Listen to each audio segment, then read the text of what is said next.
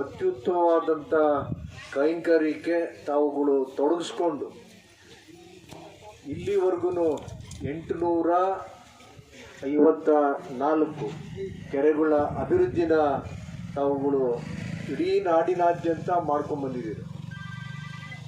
ಇಲ್ಲಿ ಮುದ್ದೇನಹಳ್ಳಿಯಲ್ಲಿ ಇದು ನೀವೇನು ಕೆರೆ ಕಟ್ಟೆನಂತಾವು ಅಭಿವೃದ್ಧಿ ಮಾಡಿದ್ದೀರ. ಈಗ ಇದರಿಂದ ಗ್ರೌಂಡ್ ವಾಟರ್ ರೀಚಾರ್ಜ್ ಜೊತೆಗೆ ಪಶು ಪಕ್ಷಿಗಳಿಗೆ, ನಮ್ಮ ಹಸು ಎಮ್ಮೆ ಕುರಿಗಳಿಗೆ ಮೇಕೆಗಳಿಗೆ ಪ್ರತಿಯೊಂದಕ್ಕೂ ಇದರಿಂದ ಅನುಕೂಲ ಆಗ್ತಿರೋದ್ರ ಜೊತೆಗೆ ಭೂಮಿ ಸುತ್ತಮುತ್ತ ಫಲವತ್ತಾಗೋದ್ರು. ಇಷ್ಟು ನೀವು ಹೇಳ್ತಾ ಬಂದರೆ ಇಷ್ಟು ಟ್ರ್ಯಾಕ್ಟ್ರು ಇಲ್ಲಿಂದ ಲೋಡು ಹೊರಗಡೆ ಹೋಯ್ತು ಮಣ್ಣಿದು ಅಂತೇಳಿ ಬೇರೆ ಬೇರೆ ಕಡೆ ನಾವು ನೋಡ್ತಾ ಇದ್ದೀವಿ. ಕೆರೆಗಳು ಕೋಡಿ ಬಿತ್ತು ಅಂತೀವಿ ನಾವು. ಮಳೆ ಸಣ್ಣ ಸಣ್ಣ ಮಳೆಗೂ ಕೋಡಿ ಬಿತ್ತು ಅಂತೀವಿ. ಆ ಹೂಳು ಎಷ್ಟು ತುಂಬಿರ್ತದೆ ಅಂತ ಹೇಳಿದರೆ ಆ ಕೆರೆ ವಿಸ್ತೀರ್ಣ ಎಷ್ಟಿರ್ತದೆ ಅದರ ಡಬ್ಬಲ್ ಮಣ್ಣು ಅಲ್ಲೇನೆ ತುಂಬಿಕೊಂಡಿರ್ತದೆ. ನಾವುಗಳು ಅದನ್ನು ತಾಲೂಕು ಆಡಳಿತ, ಜಿಲ್ಲಾಡಳಿತ ಕಡೆ ರೈತರುಗಳನ್ನ, ಆ ಗ್ರಾಮಸ್ಥರು ನಾವು ವಿಶ್ವಾಸಕ್ಕೆ ತಗೊಂಡು ಕಾರ್ಯರೂಪಕ್ಕೆ ನಾವು ಮುಂದಕ್ಕೆ ಹೋದರೆ, ಈಗ ನಾವು ಏನು ಮಾಡ್ತಾ ಇದ್ದೀವಿ, ಒಂದೆಲ್ಲಾದರೂ ರುದ್ರಭೂಮಿ ನಾವೇನಾದರೂ ಅಭಿವೃದ್ಧಿ ಮಾಡಬೇಕು ಅಂತೇಳಿದರೆ ಧರ್ಮಸ್ಥಳ ಗ್ರಾಮಾಭಿವೃದ್ಧಿ ಸಂಘ ಅಂತ ನೋಡ್ತೀವಿ.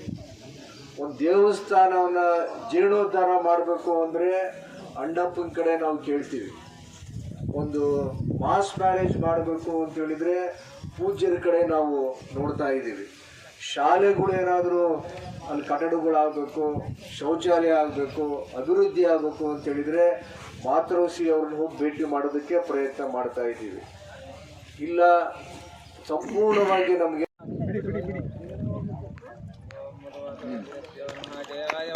ಧರ್ಮಸ್ಥಳ ಮಂಜುನಾಥೇಶ್ವರ ಸ್ವಾಮಿ ಮಹಾರಾಜ್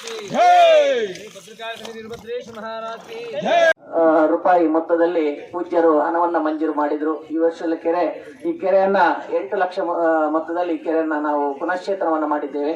ಇವತ್ತು ನಮ್ಮ ಈ ಭಾಗದಲ್ಲಿ, ನಮ್ಮ ಚಿಕ್ಕನಾಯಕನಹಳ್ಳಿ ತಾಲೂಕಲ್ಲಿ ಇದುವರೆಗೆ ಸುಮಾರು 5 ಕೆರೆಗಳನ್ನ ಪುನಶ್ಚೇತನ ಮಾಡಿದ್ದೇವೆ. ಸುಮಾರು ಇದು 6ನೇ ಕೆರೆ. ಇವತ್ತು ನಾವು ಈ ಕೆರೆಯನ್ನ ಹಸ್ತಾಂತರ ಕೂಡ ನಾವು ಮಾಡ್ತಾ ಇದ್ದೇವೆ. ನಮ್ಮ ತುಮಕೂರು ಒಂದು ಜಿಲ್ಲೆಯಲ್ಲಿ ಇದುವರೆಗೆ ಸುಮಾರು 58 ಕೆರೆಗಳನ್ನ ನಮ್ಮೂರು ನಮ್ಮ ಕೆರೆ ಕಾರ್ಯಕ್ರಮದಲ್ಲಿ ಪುನಶ್ಚೇತನ ಮಾಡಿರುವಂತ ತಮಗೆಲ್ಲ ಗೊತ್ತಿದೆ.